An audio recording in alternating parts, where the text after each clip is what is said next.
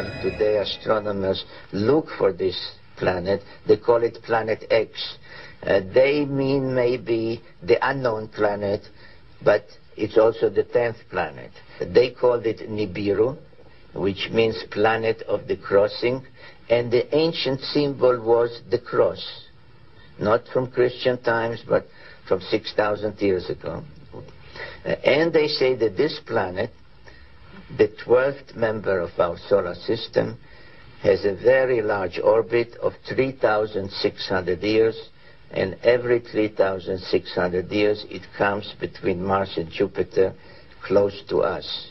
And it is then, they said, that people that look like us, not with little horns or green, people that look like us started to come between their planet and Earth about 450,000 years ago.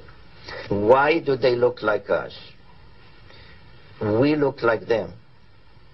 Because if you know the Bible, which is based on the Sumerian tales, at some point they engaged in genetic engineering and mixed their genes with the genes of Homo erectus. We can use various scientific terms, but let's say with early hominids, to bring about Homo sapiens, us. Well, where did all this come from? And I think that you need to turn to the ancient Sumerians themselves and listen very carefully to what they have to say, because what they have to say, not just in one place, but over and over and over again, is that they were taught civilization by these beings that came from the heavens to the earth. They called them the Anunnaki. The Sumerians wrote down their history on clay tablets like these, which lay ignored in a Berlin museum for half a century. Few people have been able to decipher this ancient language, but one of them is Zechariah Sitchin. The writings and the pictorial evidence left behind by the Sumerians going back 6,000 years speak and depict people who came from another planet called Nibiru, and many of the depictions show them much bigger, at least by a third, perhaps more than the average human being, so they were giants. This Sumerian cylinder seal from a Berlin museum is astonishing for several reasons. First, it depicts our solar system with the sun at the center and the planets arrayed around it, a fact not known to European science till around 300 years ago. It also shows the planet Pluto, which we didn't discover till 1930. And amazingly, there's another planet, which the Sumerians called Nibiru, and believed that it was from where the Anunnaki, or celestial giants, came from. If you look at the three figures depicted here, they all look more or less the same size. But if you bear in mind that this figure of the deity, that he is seated, and you add from the knee to the hip to his size, you will realize that he is about 10 feet tall, a giant, one of those who from heaven to earth came.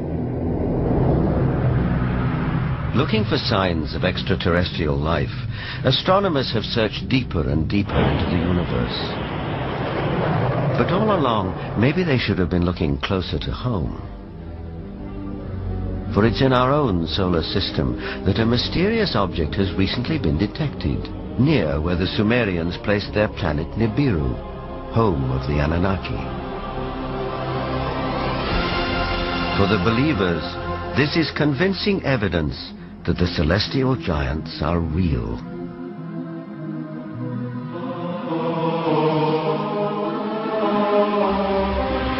The ancient Sumerian text, just in a very broad overview, basically tell us that more than 400,000 years ago that these Anunnaki came from space and landed on the earth in the Tigris-Euphrates Valley.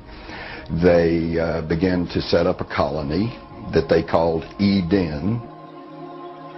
According to Genesis, Eden, or Eden, is where Adam was created from dust and Eve from one of his ribs.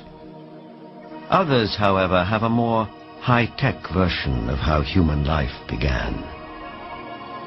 In time, needing manpower, needing workers, jumped the gun on evolution using genetic engineering. And they produced a hybrid which eventually became Cro-Magnon or modern man. Legend has it that when the Anunnaki came back after several thousand years to see how their genetic handiwork had turned out, they found the Earth females irresistibly attractive. It starts in the Bible. There you can read, in the beginning of Moses, when the sons of the gods saw that the daughter of man were beauty, they took them to wife. Later, out of the body's womb, giants came. So destructive were these titans that the Anunnaki who fathered them decided to destroy them. The apocryphal book of Baruch even tells us how many giants were wiped out. The book of Baruch says, "Then the Lord created the great flood, destroyed all life, which then was on earth, including the 490,000 giants." 50,000 years ago, an advanced race of beings came to Earth. They established a civilization here that became known as Atlantis. Modern humans inherited everything from these alien visitors, according to Sarian. In fact, we are them. They interfered with the indigenous population of this planet. And when I say interfere, I mean genetically, biologically. Alien blood. The idea blows a hole through mainstream theories of human evolution. In northern Kenya, they have found a boy, the skeleton of what is believed to be one of our oldest ancestors. By using carbon dating on that skeleton and others, scientists have formed a consensus about when the first humanoids evolved. But something extraordinary happened 30,000 years ago. After millions of years of slow evolution, humans began a rapid advance, from cave painters to sophisticated pyramid builders. You don't have pyramids, and you don't have basket weaving, and you don't have metallurgy, and you don't have all of these anomalies just popping out of the blue. We have whole mathematical concepts with no antecedent, stages, which we know must have existed. This knowledge could only come from alien visitors, says Sarian. And it was bestowed upon the citizens of Atlantis, transforming the island into the intellectual beacon of the pre-ancient world. It's bigger than Rome, it's bigger than Egypt, it's bigger than Greece. Atlantis is bigger even than our own cyber age, actually.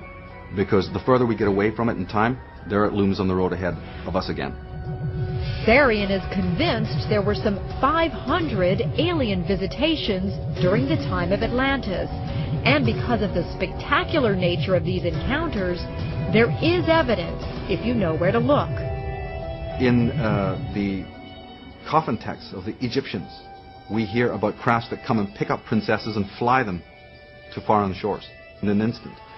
We have the Ellora caves in India where you can actually go and look at them. These wall reliefs where it literally shows you crafts with little people inside them, the gods, above the tree line, and all the heads of the people are looking up. I am definitely sure that we have been visited several times in antiquity by extraterrestrials. It's been 40 years since Eric von Daniken first wrote about ancient astronauts in his book Chariots of the Gods. Since that time, authors like Zechariah Sitchin have gone to the far ends of the earth looking for clues, painstakingly piecing together enough fragmentary evidence to build a new theory of human evolution.